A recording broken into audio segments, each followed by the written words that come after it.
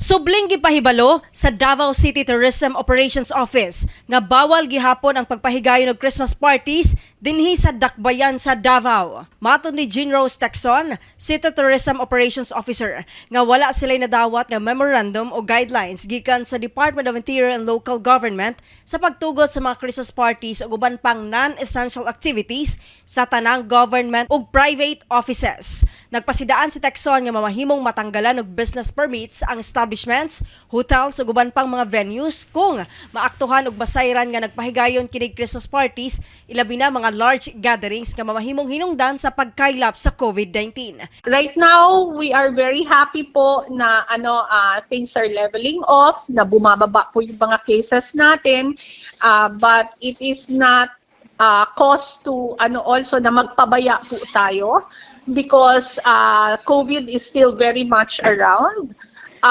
Yun na lang po, be sensible with your activities po, and lalong-lalo na po pag lumalabas tayo kasama natin yung mga mga anak natin na unvaccinated. Yun po, make sure you follow the minimum public health standards, and most importantly, please celebrate responsibly. Gibutyag ni Tacson, ang mga social events ra nga gitugot mao ang kasal, bunyag ug birthday party, apan kinahanglan nga sundo ng 50% capacity kung sa indoors kini ipahigayon, samtang 70% kung sa outdoors, subay sa mando sa Interagency Task Force kon IATF. Kasama mo sa balita ug serbisyo publiko, Radyo Man Aimee Genita, Tatak RMN.